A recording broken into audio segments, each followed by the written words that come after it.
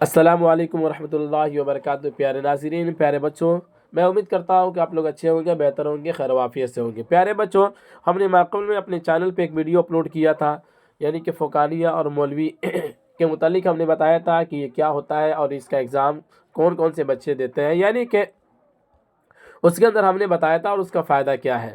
تو بہت سارے بچے ایسے ہیں جو بہار بورڈ سے بھی اپنی انٹر اور میٹرک کرتے ہیں اور اس بورڈ سے بھی وہ اپنی تعلیم کو جاری رکھتے ہیں۔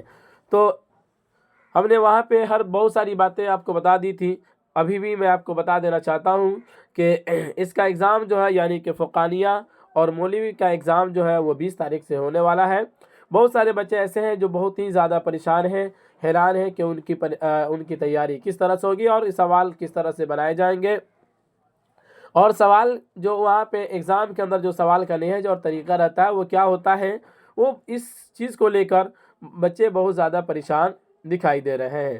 تو اسی چیز کو مد نظر رکھتے ہوئے ہم نے سوچا کہ کیوں نہ اس کے اوپر بھی کلاسیں لے لی جائے، تاکہ بچوں کی پوری تیاری تو اتنے کم دنوں کے اندر تو نہ ہو سکے، بٹ تیاری کے اندر کچھ ان کو مدد مل سکے، جس سے وہ اپنی تیاری میں کچھ جان ڈال سکے۔ اسی کے مد نظر رکھتے ہوئے ہم نے کچھ ہی دنوں کے اندر آپ کے درمیان ہم کلاس لے کر حاضر ہوئے ہیں، اور یہ کلاسیں جو ہے لگاتار چلائی جائے گی، لگاتار اب تک یہ کلاسیں دی جائے گی، اوستانیہ، فوقانیہ اور مولوی جب تک کہ آپ کا ایگزام نہیں ہو جاتا تب تک یہ کلاسیں ریگولر چلائی جائے گی۔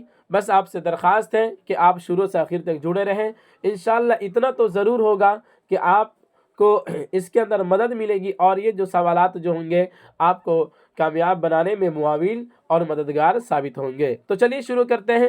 شروع کرنے سے پہلے یہی بات، اگر ابھی تک آپ نے ویڈیو کو لائک نہیں کیا تو لائک کر دیں اور سبسکرائب کر دیں اگر چینل پہ نئے آئے ہو تو، اور دوسروں تک شیئر کر دیں، تاکہ جسے پتہ نہیں ہے کہ یہاں پہ کلاسیں فوقانیہ، مولوی اور اوستانیہ کی لی جا رہی ہے، انہیں بھی پتہ چل جائے۔ اور کوئی بھی دقت، کوئی پریشانی ہوتی ہے تو آپ کمنٹ باکس میں کمنٹ کر کے آپ آسانی سے پوچھ سکتے ہیں، انشاءاللہ آپ کے سوالوں کا جواب دیا جائے گا۔ تو چلیے شروع کرتے ہیں۔ بس کچھ وقت میں آپ کی تیاری جتنا زیادہ سے زیادہ ہو سکے بہترین طریقے سے کرائے جانے کی کوشش کی جائے گی۔ دیکھتے ہیں، کہتے ہیں بابو، یہ جو کتاب جو آپ کے درمیان ہے یہ ہے اردو۔ کیا ہے؟ اردو، یعنی کہ مولوی کلاس کا یہ اردو ہے۔ یہ مولوی کلاس کہے تو انٹر لیول کا ہو گیا۔ تو اردو کے اندر کس طرح سے سوالات آتے ہیں اس کو دیکھ لیں، وہی نہج یہاں پہ دیا گیا ہے، ٹھیک ہے نا؟ چلیے دیکھتے ہیں۔ سب سے پہلا نمبر سوال دیا ہے، غالب دلی کے کس محلہ میں رہتے تھے؟ تو اس کا جواب میں ذکر کیا بلی ماران۔ کس میں رہتے تھے؟ بلی ماران میں رہتے تھے۔ اس کے بعد کہتے ہیں 2 نمبر سوال ہے کہ مندرجہ ذیل میں کون سی تصنیف مرزا غالب کی نہیں ہے؟ تو غبار خاطر، یعنی کہ 4 آپشن یہاں پہ دیا، ہم نے 4 آپشن کو یہاں پہ ذکر نہیں کریں گے، وقت کافی طویل ہو جائے گا۔ اس کا مد نظر رکھتے ہوئے ہم 4 آپشن کو ذکر نہیں کریں گے، جو اس کا جواب ہے اس کو ذکر کرتے ہوئے آگے بڑھیں گے۔ تو اس کا کیا جواب ہے بابو؟ غبار خاطر۔ تیسرا نمبر سوال یہ ہے کہ عود ہندی اور اردو معلیٰ کس قسم کی تصنیف ہے؟ تو اس کے جواب میں ذکر کیا مکتوب۔ کیا ہے بابو؟ اس کے جواب میں ذکر کیا مکتوب۔ مکتوب کا مطلب ہوتا ہے خطوط، یعنی کہ جس کے اندر خطوط وغیرہ ہوتا ہے، اور آپ پڑھے ہوں گے تو اس کا کتاب پڑھے ہوں گے تو آپ کو پتہ چل گیا ہوگا کہ غالب صاحب جو تھے وہ کتنے زیادہ مکتوب لکھا کرتے تھے اور کتنے وہ اپنی زندگی میں خطوط وغیرہ لکھے۔ چوتھا نمبر سوال یہ ہے کہ غالب نے مراسلہ کو کون سا روپ دیا؟ تو مکالمہ، یعنی کہ آپ پڑھیں گے چیپٹر میں تو وہاں پہ لکھا گیا ہے صاف صاف کہ غالب نے مراسلہ کو مکالمہ بنا دیا، یعنی کہ جو بھی یہ خط لکھا کرتے تھے، بھیجتے تھے، جس کے بھی نام لکھتے تھے، تو پڑھنے والے کو یہ احساس ہوتا تھا کہ ہم آمنے سامنے بیٹھ کر یہ ہم باتیں کر رہے ہیں، ٹھیک ہے نا؟ اسی کو کہتے ہیں غالب نے مراسلہ کو کون سا روپ دیا؟ تو مکالمہ بنا دیا۔ 5 نمبر سوال کہتا ہے کہ فسانہ آزاد ناول کی کردار نگاری میں کس تہذیب کی زوال پذیر ہونے کی علامت پیش کی گئی ہے؟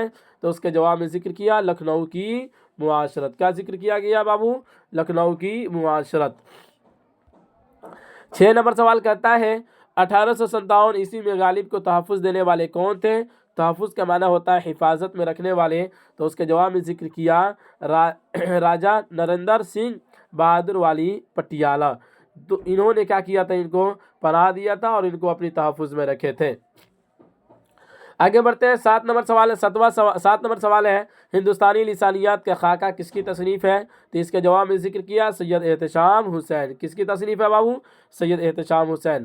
8 نمبر سوال کہتا ہے مندرجہ ذیل تنقیدی مضامین کے مجموعے میں سے کون سا مجموعہ احتشام حسین کا نہیں ہے؟ تو اس کے جواب میں ذکر کیا آب حیات۔ کون سا نہیں ہے بابو؟ آب حیات، ٹھیک ہے نا۔ 9 نمبر سوال کہتا ہے مندرجہ ذیل میں کون بلونت سنگھ کی تخلیق نہیں ہے؟ تو اس کے جواب میں ذکر کیا سوز وطن۔ کیا ہے؟ سوز وطن ان کی تخلیق میں سے نہیں ہے۔ 10 نمبر سوال کہتا ہے کہ بلونت سنگھ کے پہلے افسانہ کا کیا نام ہے؟ تو اس کے جواب میں ذکر کیا سزا۔ 11 نمبر کہتا ہے بلونت سنگھ نے الہ آباد سے ہندی میں کون سا رسالہ جاری کیا؟ تو اس کے جواب میں ذکر کیا اردو ساہتیہ۔ کیا ذکر کیا؟ اردو ساہتیہ۔ آگے بڑھتے ہیں، جلدی جلدی آپ سوال دیکھتے چلیں گے چونکہ وقت کافی کم ہے۔ اس کے بعد یعنی اس کے کلاس ختم ہونے کے بعد پھر ہم دینیات کا کلاس لیں گے اور وہاں پہ پڑھیں گے، پھر اس کے بعد اس طرح سے بدل کر آپ کے کلاسیں لی جائے گی۔ جتنے بھی کتاب کا سوال ایگزام ہوتا ہے سارے کتابوں میں سے اس کا سارے کتاب کے سوالات اور اس کے جوابات حل کرائے جائیں گے۔ چلیے آگے بڑھتے ہیں۔ 12 نمبر کہتے ہیں خوجی کا اصل نام کیا تھا؟ تو اس کے جواب میں ذکر کیا خواجہ بدیع الزماں۔ کیا ہے بابو؟ خواجہ بدیع الزماں خوجی کا اصل نام تھا۔ 13 نمبر سوال کہتا ہے مندرجہ ذیل کون ناول بلونت سنگھ کی تخلیق ہے؟ تو اس کے جواب میں ذکر کیا رات چور اور چاند۔ کیا ہے؟ رات چور اور چاند۔ 14 نمبر سوال کہتا ہے بلونت سنگھ نے افسانے لمحے کا مرکزی کردار کون ہے؟ تو اس کے جواب میں ذکر کیا اوماکانت۔ کیا ہے؟ اوماکانت۔ 15 نمبر سوال کہتا ہے قرۃ العین حیدر کا پہلا افسانوی مجموعہ کا کیا نام تھا؟ تو اس کے جواب میں ذکر کیا ستاروں کے آگے۔ 16 نمبر سوال کہتا ہے ناول فسانے آزاد کے مصنف کون ہیں؟ تو اس کے جواب میں ذکر کیا رتن ناتھ شرشار۔ کون ہے بابو؟ رتن ناتھ شرشار۔ 17 نمبر سوال کہتا ہے مندرجہ ذیل میں کون سا ناول قرۃ العین حیدر کی تخلیق نہیں ہے؟ تو اس کے جواب میں ذکر کیا لہو کے پھول۔ کیا بابو؟ لہو کے پھول، یہ قرۃ العین حیدر کی تخلیق نہیں ہے۔ 18 نمبر سوال کہتا ہے قرۃ العین حیدر کا پہلا ناول میرے بھی صنم کھانے کب منظر عام پر آیا؟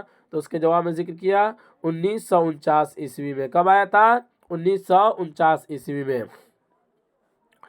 19 نمبر سوال کہتا ہے فوٹوگرافر کی مونچھیں کیسی تھی؟